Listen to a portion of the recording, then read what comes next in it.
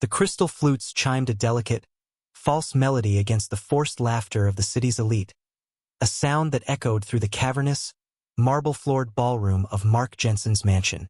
Outside, gentle snow fell on the manicured lawns, a perfect Christmas Eve scene straight from a magazine. Inside, however, the air was thick with the scent of pine, expensive perfume, and a cloying sense of self-satisfaction. At the center of this glittering universe stood Mark, a man sculpted by success, his suit costing more than the car his father drove. Beside him, his wife, Tiffany, dripped with diamonds that caught the light of the grand chandelier, each sparkle a tiny, cold star. Her smile was a masterpiece of practiced elegance, a beautiful lie she wore as comfortably as her designer gown. Across the room, almost invisible against the deep mahogany paneling of the walls, stood Arthur Jensen. He wore his best clothes, a pair of gray trousers neatly pressed, and a pale blue button-down shirt, faded from 1,000 washings but immaculately clean. He held a glass of water, the ice cubes melting slowly, his knuckles white where he gripped the glass. He was a rock in the middle of a flowing river of silk and cashmere, an island of stillness in an ocean of noise. His face, etched with lines that told stories he never spoke, was a mask of placid observation.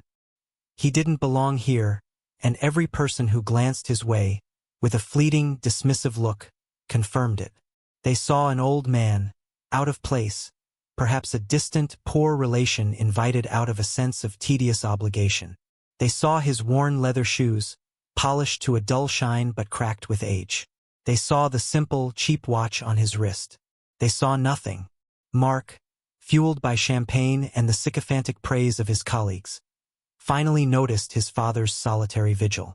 A flicker of irritation crossed his handsome face, a shadow quickly chased away by a performative grin.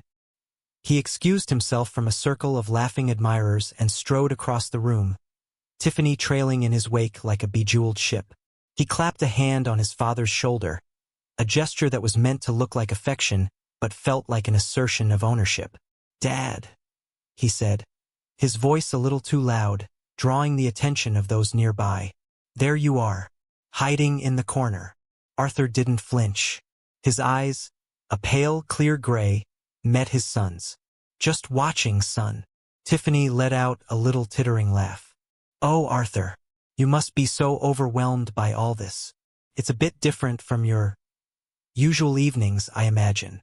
Her words were honey-coated daggers. Mark, wanting to cap off what he felt was a perfect evening with a display of his own magnanimity, pulled his father into a hug. It was a stiff, awkward embrace.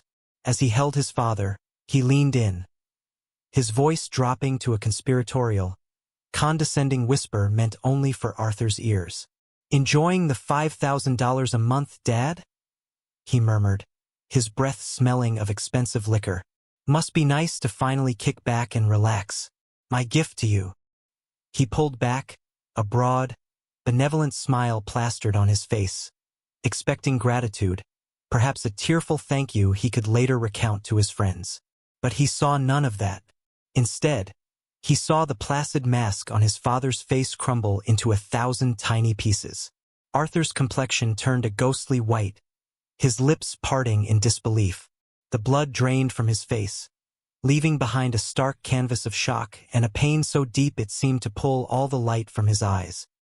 He looked at his millionaire son, the boy he had raised, and his own voice, when it came out, was a raw, wounded whisper that seemed to suck all the air out of the immediate vicinity. "Son," Arthur said, his voice cracking with a lifetime of unspoken truths, "I'm working 2 jobs." The words hung in the air, a grenade of reality tossed into a room built on fantasy. Mark's perfect smile froze, then shattered. The silence that followed was more profound than any noise. In that sudden, crushing quiet, Tiffany, who had just popped a caviar-laden canopy into her mouth, made a sickening, strangled sound. Her eyes widened in panic as the food lodged in her throat, a physical manifestation of the lie she had been swallowing for months. She began to choke, her perfectly manicured hands flying to her diamond-encrusted throat. The shrew didn't see that coming. The image froze. The pale, wounded father. The stunned, disbelieving son. The gasping, guilty wife. And in that moment, the entire, glittering facade of their lives began to splinter. The narrator's voice, deep and resonant, cuts through the tableau of broken reality. Welcome to Stories of Honor. We believe that true character is not measured in dollars, but in deeds. That heroes don't always wear capes. Sometimes they wear faded blue shirts and carry the weight of the world in silence. Before we unravel the lifetime of secrets that led to this shattering moment, take a second to click that subscribe button and ring the notification bell. You are about to witness a reckoning, and trust us, you will want to see the moment a quiet man's honor is finally brought into the light. The story of Arthur Jensen is more than a family drama. It is a testament to the fact that some debts can never be repaid with money, only with truth. And the truth was about to arrive with the force of a tidal wave, ready to wash away every carefully constructed lie. The alarm clock on Arthur Jensen's nightstand buzzed at precisely 4:30 a.m., a harsh, insistent sound that cut through the pre-dawn stillness of his small apartment. There was no snooze button. Arthur never used one. He swung his legs over the side of the bed, the worn wooden floorboards cool beneath his bare feet. A faint, silver scar, shaped like a jagged crescent moon, snaked up his right calf, a pale ghost of an old wound that ached when the air was cold and damp like it was this morning. He moved with a quiet, deliberate economy, each action honed by decades of repetition. His apartment was sparse, almost monastic. A single bed neatly made, a small, sturdy table with one chair, a kitchenette where every cup and plate had its place. It was not a home filled with things, but with a palpable sense of order and discipline. The walls were bare, save for one small, framed photograph on his nightstand. It was a picture from another lifetime, faded by the sun of a forgotten country. In it, a much younger Arthur, his face lean and hard but lit with a genuine smile, had his arms slung around another soldier. They wore dusty, sweat-stained fatigues, and behind them stretched a panorama of rugged, unforgiving mountains under a bleached white sky. This photograph was Arthur's only concession to the past, a silent tribute to a promise he had made. By 5:15 a.m., he was on a city bus, staring out the window as the streetlights painted fleeting golden stripes across his impassive face. His first job was as a custodian at a sprawling public high school. He arrived before the first teachers, before the first wave of noisy students. He moved through the empty hallways, a silent guardian of polished floors and clean slates. The narrator's voice speaks over the images of Arthur mopping floors, his movements rhythmic and efficient. Speaks of dignity. It says that there is no such thing as a small job, only small men. Arthur was not a small man. He was a giant hidden in plain sight, his greatness measured not by his station, but by his steadfastness. He worked with a focused intensity, his mind quiet. He found a certain peace in the simple, physical labor. It was honest. It was real. He would see the teenagers pour into the school, full of life and careless energy, and he would watch them with a distant, protective gaze. They were the future he had once fought to secure, though they would never know it. They would spill sodas, drop food, and leave messes in their wake, and Arthur would clean it up without a word of complaint. His patience as vast and deep as the silence he carried within him. His shift ended at 2 p.m. He would eat a simple lunch he'd packed himself, a sandwich and an apple, sitting on a bench in a small park regardless of the weather. Then, he would take another bus across town to his second job. From 3 p.m. until 11 p.m., he stocked shelves at a cavernous, 24-hour grocery store. The work was repetitive, taxing on his back and his aging knees. He would lift heavy boxes of canned goods, meticulously arranging them in perfect, gleaming rows. His co-workers were a mix of college kids and people like him, working to make ends meet. They were friendly enough, but Arthur remained a mystery to them.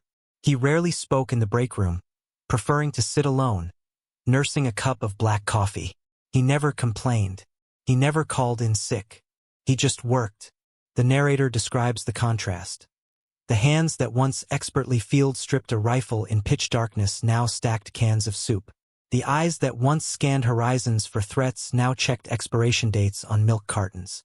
It was a different kind of war, a battle for survival fought in the fluorescent-lit aisles of modern-day America. Late at night, after his shift, he would finally return to his silent apartment. Before sleeping, he would sit at his small table and perform a ritual. He would take out the cash he'd earned, smooth the worn bills and carefully count it. He would separate it into small piles. One for rent, one for utilities, one for food. And then, there was another envelope, marked with a single word, Elena. Into this envelope, he would place a significant portion of his earnings. We don't know who Elena is. The name is a mystery, another locked room in the fortress of his past. This was the purpose of his two jobs, the reason for his exhaustion, the fuel for his quiet endurance. It was a debt he was paying, a promise he was keeping. The world saw a poor old janitor. But what he was, truly, was a king in exile, pouring out his life's treasure for a kingdom no one else could see. His humility was not a weakness. It was his armor. His silence was not emptiness. It was a shield. He asked for nothing from the world, least of all from the son who had everything and understood nothing. The camera glides through the opulent interiors of Mark and Tiffany Jensen's home, a monument to modern wealth. It's a house, not a home, a curated space designed to impress, not to comfort. Floor-to-ceiling windows offer a panoramic view of the city, a glittering carpet of lights that Mark considered his kingdom. We find Mark in his home office, a sleek, minimalist room dominated by a large obsidian desk. He's on a conference call, his voice sharp and decisive, a commander of capital. Tiffany wafts in, holding a tablet, her brow furrowed in a pantomime of distress. She waits impatiently for him to finish his call. Yes, sell the shares at market open. I don't care about the short-term dip, it's about the long-term position. Make it happen. He ends the call and swivels in his chair, a king on his throne. What is it, honey? Tiffany sighs dramatically, sinking into a plush velvet chair opposite him. It's the caterer for the Christmas party, she says, her voice a carefully modulated whine. They're charging an extra $500 for the imported oysters. Can you believe the nerve? Mark waves a dismissive hand. Pay it. I want everything to be perfect. The Blakes are coming, the Vanderbilts. I want them to see what we've built. His gaze drifts out the window, a smug satisfaction in his eyes. He had clawed his way to the top, and he wanted everyone to know it. Tiffany scrolls through the guest list on her tablet. Speaking of the party, she says, her tone shifting, we have to talk about your father. Mark's face tightens. This was a familiar, unpleasant topic. What about him? He asks, his voice clipped. Well, he has to come, I suppose. Tiffany says, as if discussing a piece of furniture that clashes with the decor. But Mark, honestly, it's embarrassing. Last year he wore that awful brown sweater. He just stands in the corner like some kind of lost ghost. People ask questions. It brings down the whole tone of the event. Mark leans back, a flicker of something, shame, perhaps, or annoyance, in his eyes. He loved his father, in a distant, abstract way, but that love was increasingly inconvenient. His father's quiet, simple poverty was a stark reminder of a past Mark had worked tirelessly to escape and erase. He's my dad, Tiff. What do you want me to do? Can't you just buy him a new suit or something? She presses. Make him look presentable? God, do you think he even owns a clean shirt?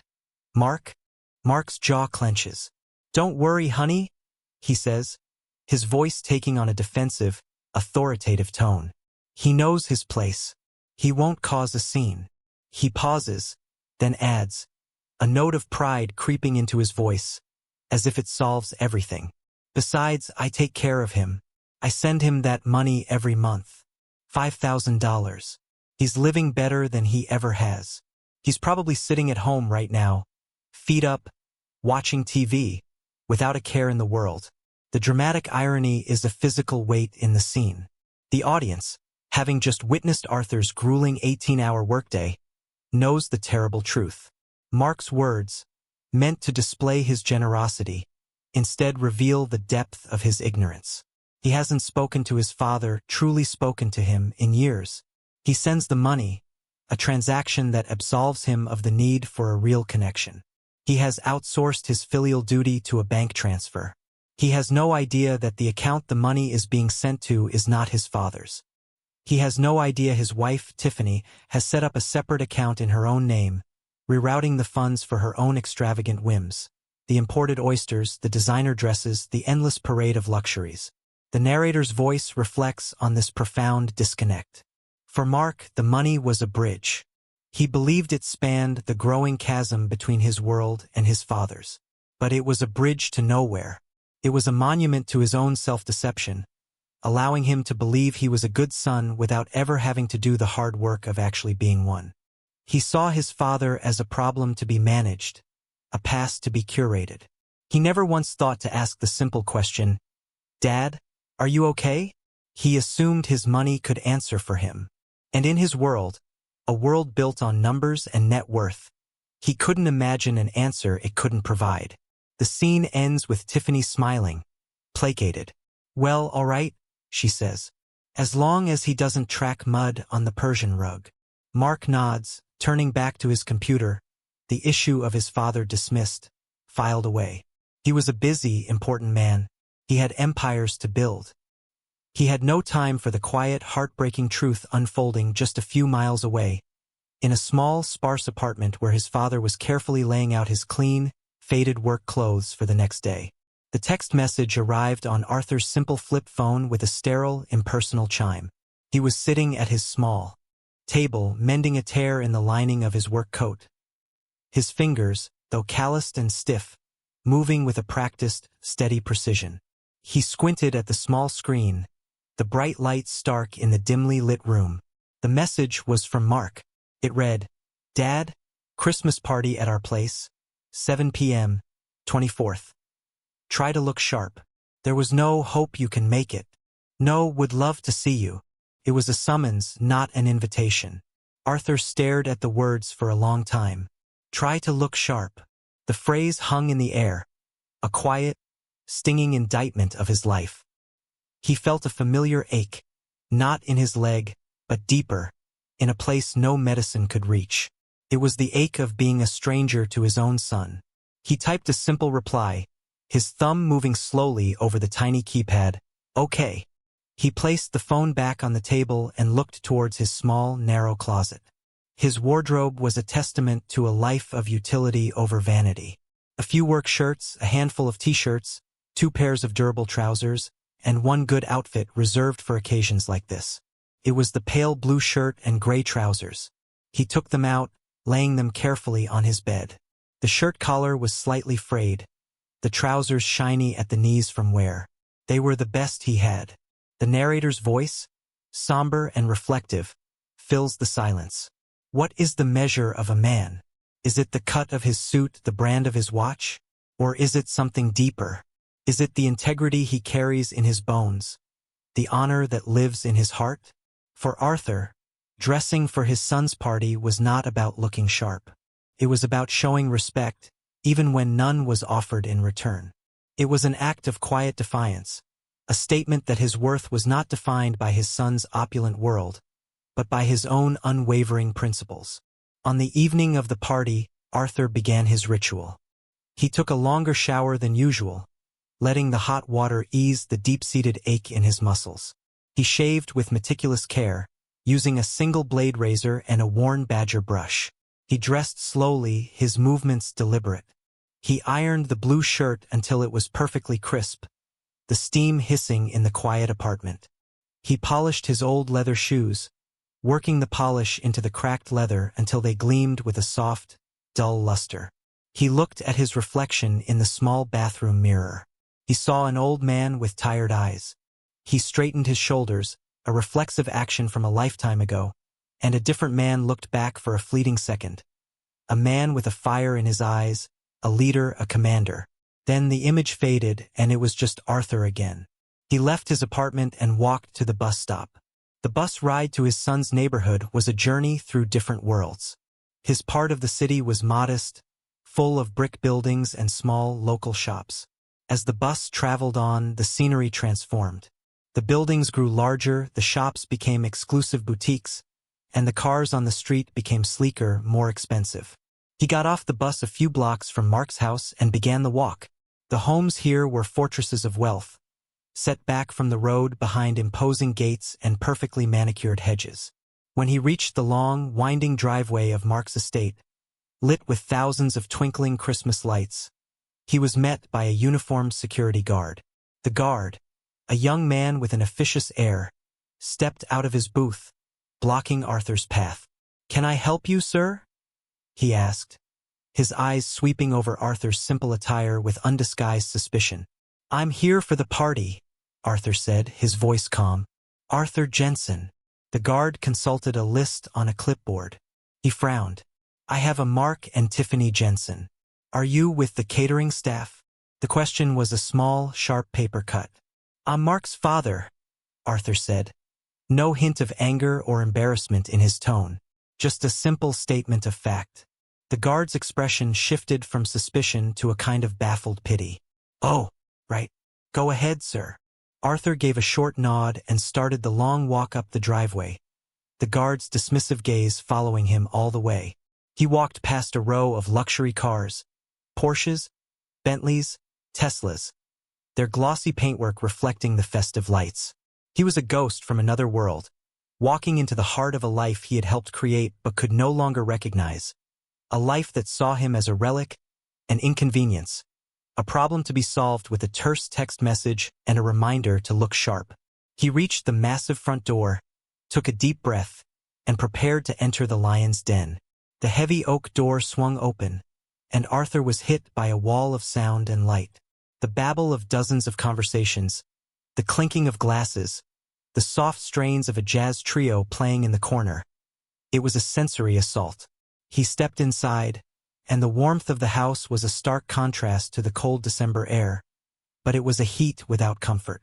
For a moment, he was frozen in the grand entryway, a solitary figure dwarfed by the sweeping staircase and the soaring ceiling. A butler, his face a mask of professional indifference, took his thin coat without a word. Arthur watched as it was hung on a rack next to coats of cashmere and fur, an ordinary sparrow in a flock of peacocks. He moved into the main room, his steps silent on the thick Persian rug. People flowed around him like water around a stone, their laughter and conversations a language he didn't speak. He saw his son, Mark, holding court in the center of the room, a charismatic sun around which his various satellites orbited. He saw Tiffany, gliding from group to group, her smile a dazzling, practiced weapon. Neither of them saw him. Arthur made his way to a quiet spot along the wall, near a towering, impeccably decorated Christmas tree. He accepted a glass of water from a passing waiter and stood there, his back straight, his presence a silent rebuke to the surrounding opulence. He wasn't uncomfortable or intimidated. He was simply observing. He was an analyst in a foreign land, cataloging details, assessing the atmosphere. It was an old habit, one learned in places where failing to notice a single detail could be the difference between life and death. Tiffany was the first to spot him. Her smile faltered for a fraction of a second, a tiny crack in her perfect veneer. She leaned over and whispered something in Mark's ear. Mark's gaze followed hers, and he saw his father. Annoyance flickered across his face. He excused himself and made his way over, his movements stiff with irritation. "Dad," he said, his voice a low command. "What are you doing over here? Come on, mingle a little. Talk to people. Don't just stand there like a statue." Arthur looked at his son, then at the swirling crowd of strangers. "I'm fine here," he said. "Just watching." Mark sighed, frustrated. "You're making a scene by not being part of the scene." Just then, one of Mark's friends, a loud, brash real estate developer named Todd, swaggered over. "Mark, my man, great party." He then noticed Arthur, looking him up and down with a smirk. "Hey, is this the new groundskeeper? Thinking of getting a new one myself." This one looks like he knows his way around a rake. Todd laughed at his own joke. Mark, to Arthur's quiet disappointment, forced a weak laugh to join him. Todd, this is my father, Arthur. Todd's smirk didn't fade. Oh, right. Good to meet you, Pop. Enjoying the high life. He slapped Arthur's shoulder patronizingly before being pulled away into another conversation. The sting of the insult was sharp, but Arthur's face remained impassive. It was in this moment that the observer character, Leo, entered the picture. Leo was a young, sharp-eyed junior accountant at Mark's company, recently hired and still navigating the treacherous social currents of his new workplace. He had been watching the exchange from a distance. Unlike the others, when Leo looked at Arthur, he didn't see a poor old man. He saw a profound, unshakable stillness. He was intrigued by the old man's quiet dignity in the face of such casual disrespect. Leo approached cautiously. "Mr. Jensen?" he said politely. Arthur turned his pale gray eyes on him. "Hello, I'm Leo Reyes. I work with your son," Leo said, offering a hand. Arthur shook it. His grip was firm, solid as rock. "It's a pleasure to meet you, sir. It's quite a party." "It is," Arthur agreed, his voice neutral. Leo, trying to make conversation, gestured vaguely at the room. "Must be proud of Mark. He's really built something incredible." Arthur's gaze followed Leo's, landing on his son, who was now laughing boisterously at another of Todd's jokes. A complex, unreadable emotion flickered in Arthur's eyes. Sadness? Pride? Disappointment? "He did," Arthur said, the two words carrying a mountain of unspoken meaning. As they stood in silence for a moment, Leo noticed it. A sliver of dark ink peeking out from beneath the cuff of Arthur's faded blue shirt. It was just a glimpse, but Leo saw the edge of something intricate, a tattoo that was clearly old. Its lines blurred by time, but its design complex and deliberate. It didn't look like a common sailor's tattoo or a youthful mistake. It looked like a symbol. It was a small detail, a tiny clue that didn't fit the picture of a simple, unassuming old man. It was the first thread. Leo filed the image away, his curiosity piqued. The quiet man in the corner was more than he seemed. The pieces on the board were slowly moving, inching toward a confrontation that would expose everything. The jazz trio had shifted to a soft, instrumental version of "Have Yourself a Merry Little Christmas," a gentle melody that was about to become the soundtrack to a complete demolition. Mark, his confidence buoyed by champagne and the adoring audience he had curated, decided it was time for the evening's centerpiece. His public display of filial piety. It was a performance he had been mentally rehearsing, a way to cement his image as not just a successful tycoon, but a good man, a family man. He strode over to Arthur, Tiffany following closely, her earlier choking incident forgotten, her composure restored. "Dad, come with me," Mark said, his tone leaving no room for refusal. He guided Arthur by the arm toward the center of the ballroom, a space that had been informally cleared near the grand piano. The music softened further, and conversations began to die down as people sensed a speech was imminent. Mark, a natural showman, raised his champagne flute. "Friends, colleagues," he began, his voice resonant with practiced charisma. "Thank you all for coming to celebrate with us tonight. As I look around this room, I see the fruits of hard work, of ambition, of dedication." His eyes swept the crowd, then landed with deliberate weight on Arthur. "But none of us get where we are alone. We stand on the shoulders of those who came before us." He put his arm around his father's shoulders, a heavy, proprietary gesture. Arthur stood perfectly still, his face unreadable, a stone pillar in the heart of a hurricane. "I'd like to make a toast," Mark continued. "To my dad, Arthur. He taught me the value of a hard day's work. He taught me a lot." The sentence trailed off, a tacit admission that he couldn't actually recall any specific lessons. A smattering of polite, obligatory applause filled the gap. Mark smiled, thinking the performance was going perfectly. Now for the finale, the personal touch. He leaned in, pulling Arthur into that stiff, awkward hug. His voice, meant only for his father but overheard by those closest, including the ever-observant Leo, was a syrupy whisper of condescension. "Enjoying the $5,000 a month, Dad?" he murmured. "Must be nice to finally kick back and relax. My gift to you." He pulled back, his face beaming, ready to receive the quiet gratitude he felt he was owed. And that's when the carefully constructed world of Mark Jensen cracked down the middle. He saw not gratitude, but a profound and devastating wound open up in his father's eyes. He saw the color drain from Arthur's face, leaving it a stark, ghostly white. He saw a lifetime of quiet endurance shatter in a single, silent moment. Arthur looked at his son, at the handsome, smiling stranger standing before him, and he delivered the words that would change everything. "Son," he said, his voice quiet but carrying with the force of a physical blow, "I'm working 2 jobs." The words landed in a pool of sudden, shocking silence. Mark's smile froze, a grotesque mask of disbelief. Todd, the real estate developer, let out a nervous snort. Tiffany, who had been nibbling on another appetizer, froze mid-bite. The jazz trio faltered, a single discordant piano note hanging in the air like a question mark. It was into this tableau of frozen horror that a new sound intruded, the firm, clear chime of the front doorbell. The sound was sharp, insistent, cutting through the thick, suffocating tension. Everyone turned toward the grand entryway, grateful for the distraction. The butler, looking flustered, scurried to the door and pulled it open. Standing on the threshold, silhouetted against the snowy night, was a man who commanded attention without demanding it. He was in his late 60s, dressed in a perfectly tailored dark suit, his silver hair cut short and neat. But it wasn't his suit that made everyone fall silent. It was his presence. He stood with an ramrod-straight posture, a stillness that was not passive but coiled with energy.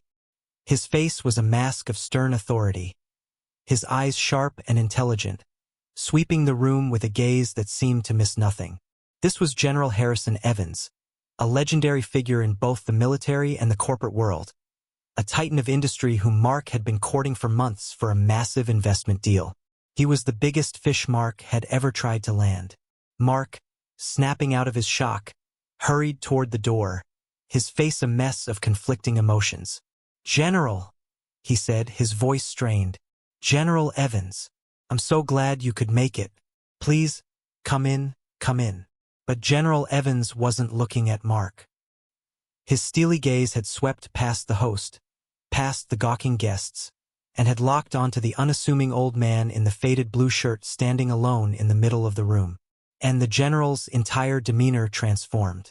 The stern, intimidating mask melted away, replaced by an expression of such profound, unadulterated respect that it was breathtaking to behold.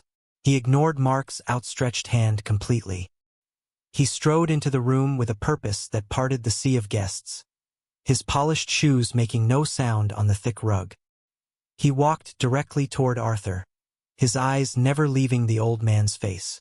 The silence in the room was now absolute, a heavy blanket of anticipation and confusion. The general stopped a foot in front of Arthur. He did not smile. He did not offer a handshake. Instead, he drew himself up to his full height, his back ramrod straight, and gave a short, sharp, definitive nod, a gesture of immense respect from one warrior to another. And his voice, when he spoke, boomed within, authority that rattled the crystal on the tables. "Commander," the word echoed in the cavernous room, heavy with a history and a meaning that no one present could comprehend. Commander. It was a title, a sign of rank, a term of deference. And it was directed at the old man in the cheap shirt, the man they had dismissed as a janitor, a poor relation, a ghost at the feast. Arthur Jensen simply met the general's intense gaze and gave a slow, almost imperceptible nod in return. "General," he said, his voice quiet, a stark contrast to the other man's booming tone, yet carrying its own form of unshakable authority. The guests stared, their mouths agape, their minds struggling to reconcile the scene before them. Mark looked back and forth between the two men, his face a comical mask of confusion. This was not part of his plan. This was an aberration, a tear in the fabric of the reality he had so carefully constructed. General Evans, seeming to sense the collective bewilderment, slowly turned his gaze away from Arthur and swept it across the silent, watching crowd. His eyes, hard as chips of granite, finally settled on Mark, and they were filled with a cold, simmering disappointment. "You," the general said, his voice low but carrying to every corner of the room. "You are Mark Jensen, this man's son." It was a statement, not a question. Mark swallowed hard, nodding mutely. The general's gaze then drifted to Tiffany, who was frozen in place, her face pale, a piece of shrimp still held delicately in her fingers. He then turned his attention back to the wider audience of financiers, socialites, and sycophants. "You all look at this man," he began, his voice rising, each word carefully chosen, a hammer blow of truth. He gestured with a crisp, commanding motion toward Arthur. "You see his clothes. You see his age. You see his silence. You look, but you do not see." He paused, letting the weight of his words sink in. The silence was so profound you could hear the soft hiss of the gas fireplace. "Let me tell you what I see." His eyes found Arthur's again, and a flicker of something deeply personal, a shared memory of fire and pain, passed between them. "I see Captain Arthur Jensen, a name none of you would know." He made sure of that. In a world where men like me operate, he had another name. A call sign. They called him Ghost. A murmur rippled through the crowd. Ghost. The name itself was a story. The general continued, his voice a reverent, powerful monologue that painted a picture of a life lived in the shadows, a life of unimaginable courage. He was the founder and commander of a unit so elite, so effective, that its very existence remains classified to this day. A unit that went where no one else could go, and did what no one else would do.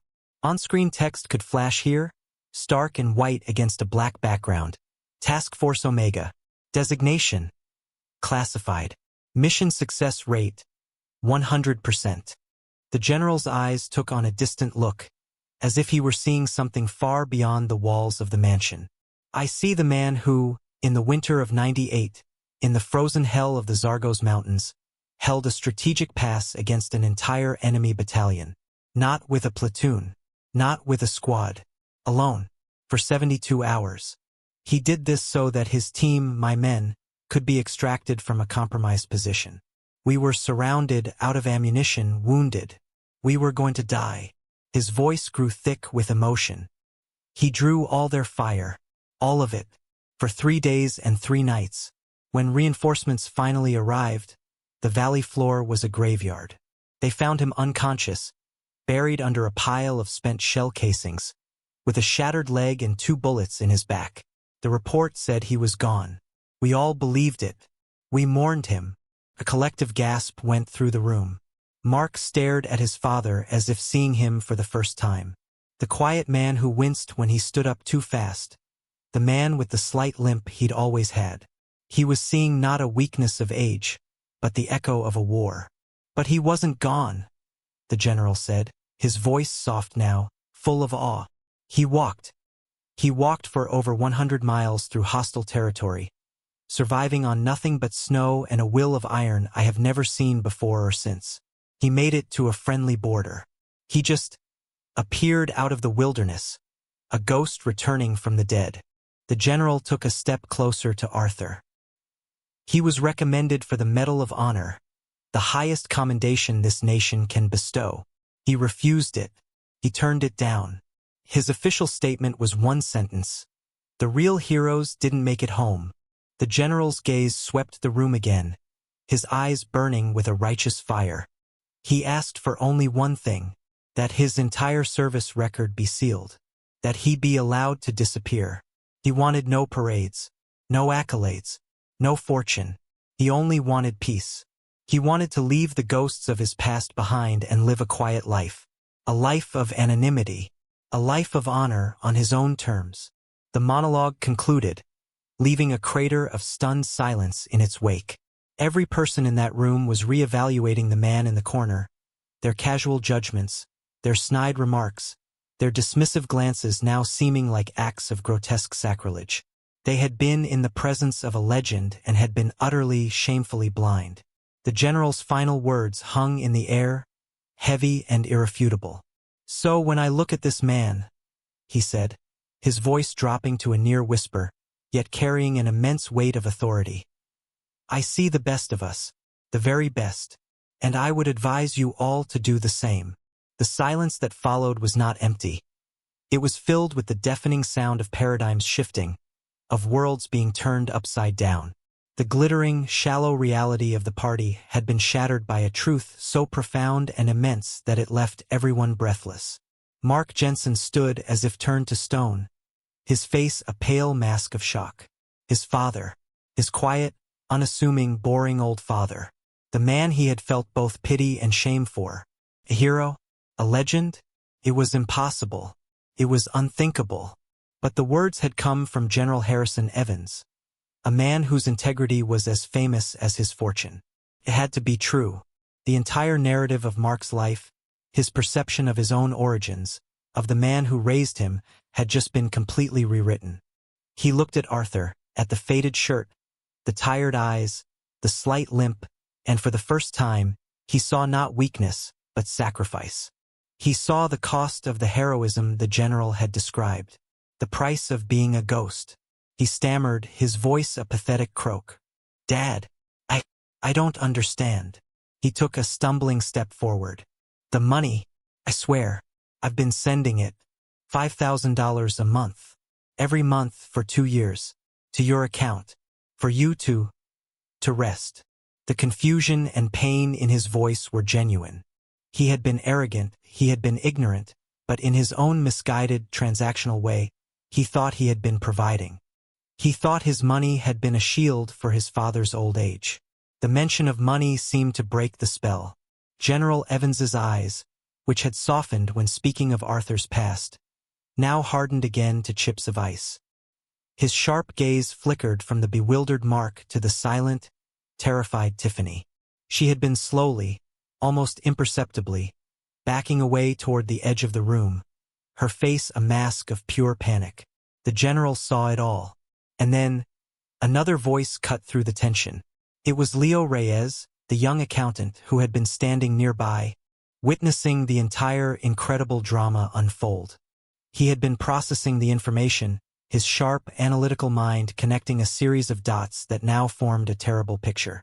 He stepped forward hesitantly, his face pale. "Mr. Jensen?" he said, addressing Mark, but his eyes were on Tiffany. "Sir, your father's account, the automatic transfer I set up for you? The one you called Dad's stipend?" Mark nodded numbly. "Yes, what about it?" Leo took a deep breath, the confession of a terrible professional oversight now a moral necessity. I just processed the paperwork you gave me. I never double-checked the account holder's full name against his records. I just assumed." He trailed off, then forced himself to say it. "The account holder isn't Arthur Jensen, sir." A new wave of shock rippled through the onlookers. Mark stared at him, uncomprehending. What are you talking about? Whose account is it?" Leo's gaze finally, damningly, settled directly on Tiffany. He didn't even have to say the name. Everyone in the room followed his gaze. Tiffany stood frozen, trapped in a spotlight of collective realization. Her face had gone from pale to ashen. The diamonds around her neck seemed to mock her, glittering symbols of her deceit. Leo's voice was barely a whisper, but it was the final bomb drop in a night of explosions. "The account name is Tiffany A. Jensen." The truth was out. Ugly, simple, and devastating. She had been stealing from a war hero. She had been funding her life of luxury with money meant to give peace to the man who had sacrificed his all for peace. Mark turned his head slowly, mechanically, to look at his wife. The expression on his face was one of dawning, absolute horror. It was the look of a man watching his entire world, his marriage, his self-respect, burned to the ground in a single moment. He looked at her, then back at his father, at the quiet, profound sadness in Arthur's eyes. Arthur wasn't looking at Tiffany. He was looking only at his son, his expression not one of anger, but of deep, heartbreaking pity. He had seen the truth of his daughter-in-law's character long ago. The real wound was the chasm of ignorance that separated him from his own child. Without another word, without a single glance at the woman who had betrayed him or the crowd that had misjudged him, Arthur Jensen simply turned. He started walking toward the door, his step steady, his back straight. A king leaving a court of fools. General Evans moved immediately, falling into step beside him, a silent honor guard.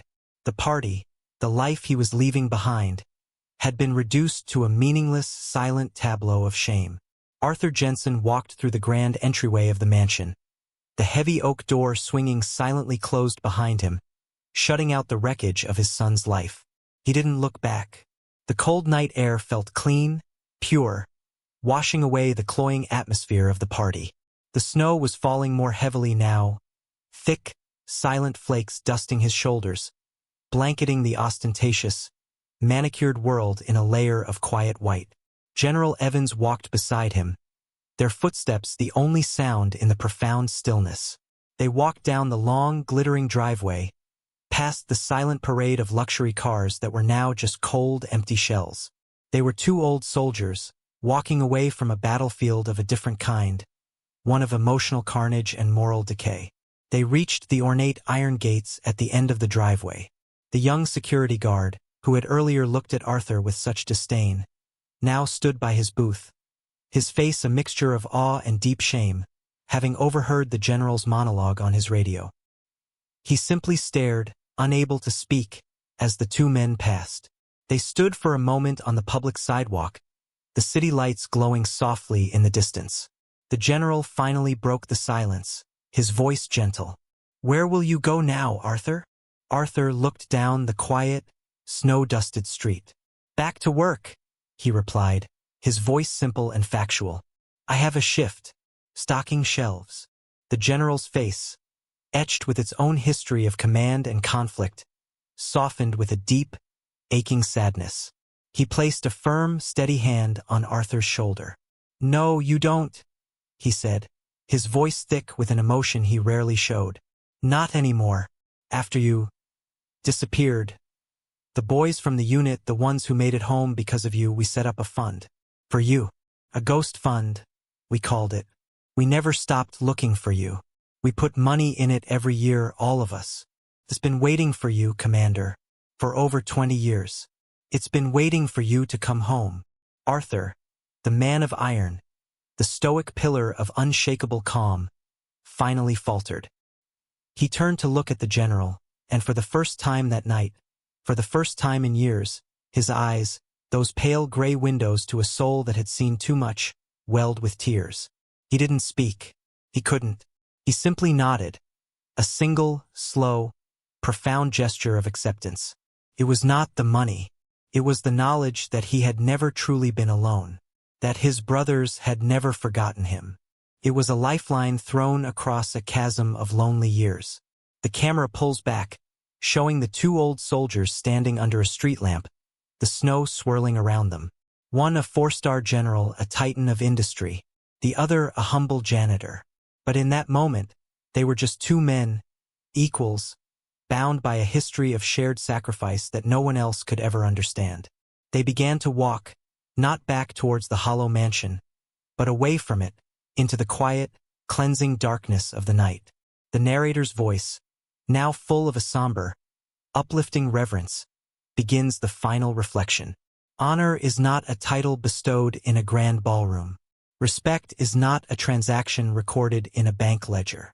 They are the quiet currency of the soul, earned in moments of silent sacrifice, in promises kept in the dark, and in a courage that asks for no witness. True wealth is not what you accumulate, but what you give away. True strength is not in how high you climb, but in how you lift others up, even when they fail to see your hands. The scene fades to black, and the narrator's voice shifts, addressing the audience directly. Sometimes, the greatest heroes among us are the ones we fail to see, the ones we judge by the simplicity of their clothes or the quietness of their demeanor. They are the fathers, the mothers, the janitors, the stock clerks, who carry the weight of their worlds with a dignity we may never comprehend. Have you ever misjudged someone based on their appearance, only to learn the profound truth of who they were? Share your story with us in the comments below. Let us build a community that remembers to look deeper. The voice becomes a final call to action. And if this story of Arthur Jensen moved you, if it reminded you of the power of quiet honor, then don't forget to like this video, share it with someone who needs to hear it, and subscribe to our channel for more stories that illuminate the true meaning of character. And ask yourself tonight, what does honor truly mean to you?